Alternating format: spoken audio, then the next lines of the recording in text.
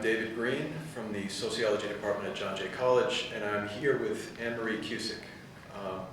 Anne-Marie, I'd like you to describe your own research approach to understanding the issue of American punitiveness. In particular, I'd like to know what your approach in particular brings to the topic of punitiveness that typical criminological accounts miss.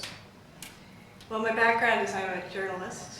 I worked for the Progressive magazine for 10 years. I still write for them. As a reporter, though, what you do is you try to figure out what's going on. And the story he wanted me to do was about a device called the stun belt. I actually had to call London. And there I talked to an Amnesty International researcher named Brian Wood, who said, oh yes, we know about this. We're researching it. You need to look at the advertising. And did you know it was tested on anesthetized swine? Well, yeah. But the stun belt is a device fastened around the waist with at that point, it was an actual bulky belt with a big 9-volt battery above the left kidney. It would go off for 8 seconds at 50,000 volts, set off by remote control from 300 feet away. It could be set off again and again with a 1-second pause between shocks. I tried to figure out, is this really dangerous? Is it going to be misused? And in fact, there was a prison guard. Some of the training for these devices was having prison guards actually undergo a shock. And right when I was starting, a prison guard named Harry Landis was shocked with a stun shield that used a similar mechanism. And he went back to his chair, sat down, and collapsed and died. I ended up talking to a coroner and an engineer who looked at it, and they said, yes, this knocked his heart into a different beat, causing him to pass away. At the same time, I was talking to the manufacturer, because I think it's really important to talk to the manufacturers, and he would say, this was the manufacturer of the stun belt, and then I also talked to the maker of the stun shield.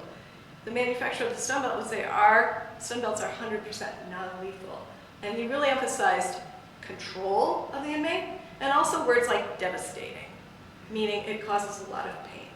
I saw these devices coming in, I reported on them, I reported on other issues. For instance, when Abu Ghraib broke as an issue, I already knew, because I'd been reporting for 8 years, that there were parallels in the domestic prison system that really the public wasn't nearly as reactive to as they were to Abu Ghraib.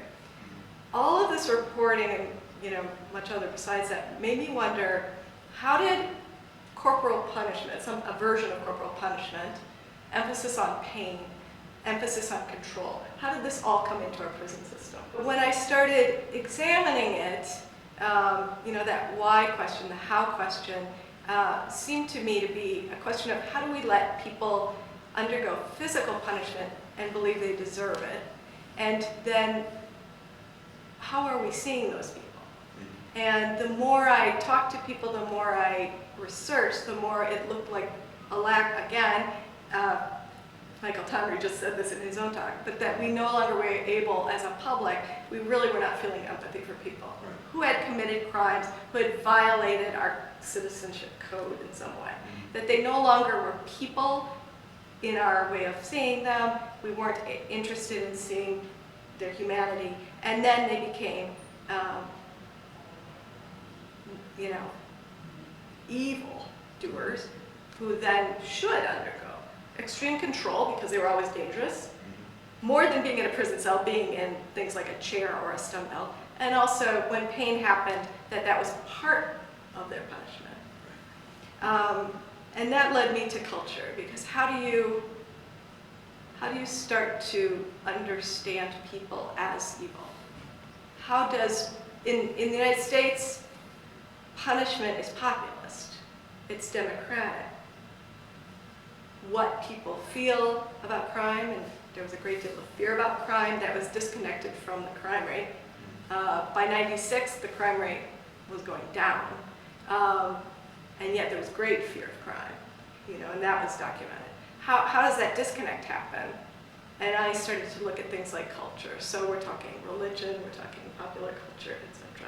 That was my method. It was almost a backwards method, where you start with what we have, and then you go, how do we explain it? Where do we look? I think the how and why are really important for us now, because they also contain the answer potentially for how to change the direction of public opinion. Right. Could you talk a bit about that? I mean, I found this to be a really intriguing notion that we seem to be at a moment where people are talking about mass incarceration and excessive punishment in a way that we haven't seen, at least not in my lifetime. But I'm wondering how we actually lead that discussion. How do we initiate that discussion on a national level? One thing I have noticed is that religion plays a big part in discussions about prisons. So, and this is true historically. I mean, the penitentiary came out of religious movements. When the penitentiary came to America, you had Quakers going in all the time, monitoring, seeing, you know, are people being mistreated in prison or not? Talking to prisoners, etc. The Catholic Church has been really invested in things like punishment, and in fact has been very outspoken on capital punishment, thanks to Sister Helen Prejean. When I looked at this material, I noticed a movement in the 1970s among evangelical Christians that really was tough on crime, really recommending, for instance, corporal punishment. In some cases, some of Jerry Falwell's sermons do this, etc. Some advocated stoning. These are neo-Calvinists, actually advocated a return to stoning. There were also groups of Christians who advocated corporal punishment of children as a way to keep them out of crime.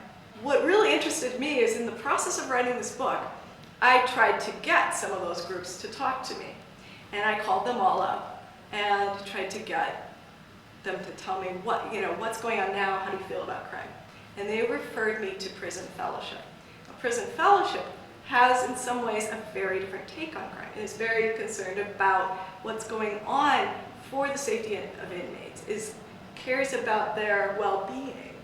So we're talking about a huge shift in evangelical Christianity in terms of really starting to care about the inmate. That requires seeing the inmate as human. Thank you very much. That was great. Thanks.